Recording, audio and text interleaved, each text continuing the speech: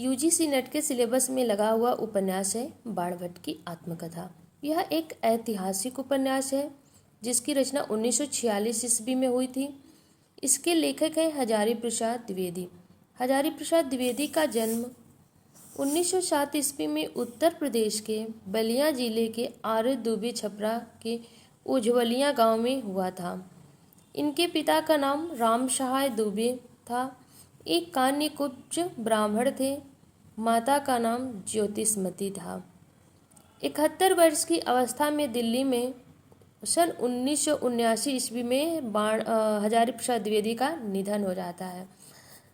ये था हजारी प्रसाद द्विवेदी का थोड़ा सा जीवन परिचय। अब हम इस उपन्यास को देखते हैं। यह उपन्यास 7वीं-8वीं शताब्दी के हर्षकालीन सामाजिक, राजनैतिक, सांस्कृतिक स्थिति का वर्णन है।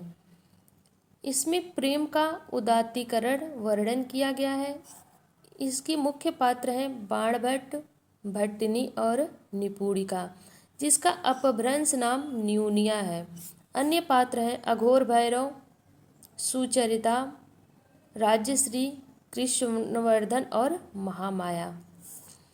इसमें त्रिकोणीय प्रेम का वर्णन किया गया है। जैसे बाणभट्ट एक नायक पात्र है और दो नायिका पात्र हैं, भट्टिनी और निपुणिका। भट्टिनी भी बाणभट्ट से प्रेम करती है और निपुणिका भी बाणभट्ट से प्रेम करती है। तो इसीलिए यह त्रिकोणीय प्रेम पर आधारित है। इसकी कथा वस्तु देखते हैं। संक्षेप में इसकी कथा वस्तु को हम आपके सामने प्रस्तुत करेंगे, जिससे आसानी से इस उपन्यास का उद्देश्य, सारांश आपको समझ में आ जाए। तो चलिए हम पहले निपुणिका को सारांश में लेते हैं। निपुणिका एक शूद्र परिवार से संबंध रखती है। विवाह के एक बाद ही उसके पति की मृत्यु हो जाती है, तो वह अपना जीवन यापन करने के लिए नाट्य मंडली में कार्य करती है। पहली बात, निपुणिका शूद्र जाति से है।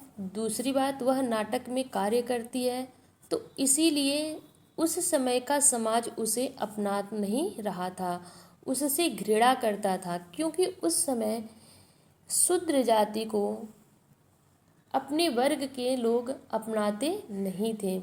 तो वह इस बात को लेकर के बहुत चिंतित रहती थी।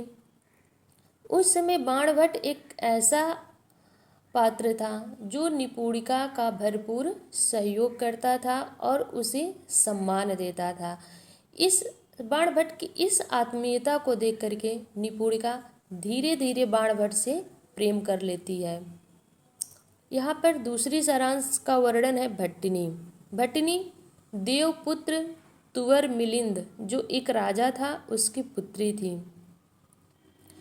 अचानक एक दिन भट्टिनी का अपहरण कर लिया जाता है और उसे कुछ डाकू कैद करके अंतःपुर राज्य में ले जा करके कैद कर देते हैं। राज्य में शोर हो जाता है कि भट्टिनी का अपहरण हो गया। यह बात जब बाणभट्ट को पता चलता है तो बाणभट्ट प्रतिज्ञा करता है कि मैं जाऊंगा अंतःपुर में और भट्टिनी को सुरक्षित वापस लाऊंगा। तो निपुणिका उसका सहयोग करती है। दोनों अंतःपुर में जाते हैं और बाणभट्ट अपनी प्रतिज्ञा को पूरा करते हुए भट्टिनी को वापस राज्य में लाता है।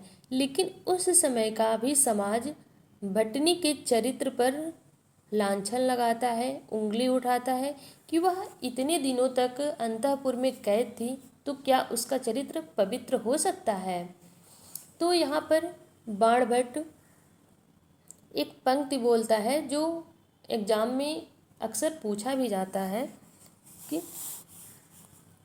सियारों के स्पर्श से सरस्वती कभी कलंकित नहीं होती, क्योंकि स्त्री शरीर तो मंदिर की भांति पवित्र है, वह किसी के छूने से कभी कलंकित नहीं होती है। तो इस कथन को सुन करके भट्टिनी भी बाणभट्ट से प्रेम करने लगती है। अब देखिए, पात्र एक है बाणभट्ट, एक तरफ निपुणिका प्रेम करती है, दूसरी तरफ भट्टिनी प्रेम करती है। जब निपुणिका को यह पता चलता है कि राजा की पुत्री भट्टिनी बाणभट्ट से अगर प्रेम करती है तब तो बाणभट्ट मुझे अपनाएगा ही नहीं, क्योंकि मैं तो शूद्र जाति की हूँ और रानी की तुलना में तो मैं बहुत ही पीछे हूँ। यह बात सोच करके निपुणिका कुछ समय के लिए दुखी होती है, लेकिन कहती है कि मैंने बाणभट्ट से सच्चा प्रेम किया है और प्रेम का मतलब ही होता है समर्पण।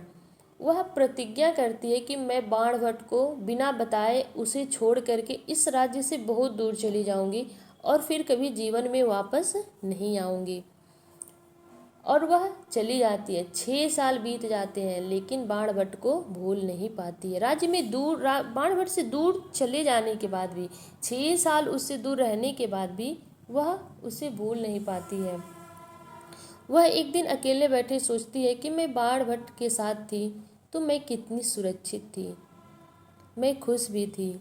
चाहे बाणभट्ट मुझे नहीं अपनाता, लेकिन मैं बाणभट्ट को क्यों छोड़ करके आई। वह अपने कार्यों पर अफसोस भी करती है, फिर भी उसका प्रतिज्ञा एकदम मजबूत होता है। वह सोचती है, एक पल के लिए तो सोचती है कि मैं बाणभट्ट के पास वापस चली जाऊं, फिर भी वह कहती है कि मेरा प्रेम सच्चा है, मैं नहीं जाऊंगी।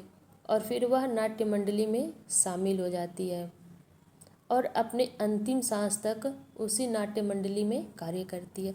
इधर भट्टिनी बाणभट्ट से प्रेम तो करती है, लेकिन अभी तक कभी उसके सामने अपने प्रेम को प्रकट नहीं किया है। वह सोचती है कि पता नहीं बाणभट्ट मुझे अपनाएगा कि नहीं, क्योंकि निपुणिका भी तो उससे प्रेम करती है। तो फिर मैं इस स्थिति में कैसे अपने प्रेम को बाणभट्ट के सामने प्रकट करूं। यहाँ पे दोनों पात्र प्रेम तो करते हैं, लेकिन प्रेम के प्रति इतना समर्पण है कि वह प्रकट नहीं कर पाते। और बाणभट्ट एक ऐसा पात्र है कि वह तो ना भट्टिनी से प्रेम करता है और न ही निपुणिका से, क्योंकि वह दोनों को माँ सरस्वती की नज़र से देखता है। वह कहता है कि मैं माँ सरस्वती से कैसे प्रेम कर सकता हूँ, मैं तो उसका सम्मान करता हूँ।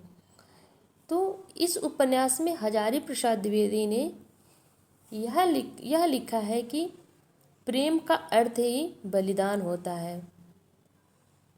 इसमें वासना का भी बिल्कुल भी वासना का कहीं पर भी भाव नहीं दिखाया गया है और नारी सम्मान ही इस उपन्यास का प्रमुख केंद्र है।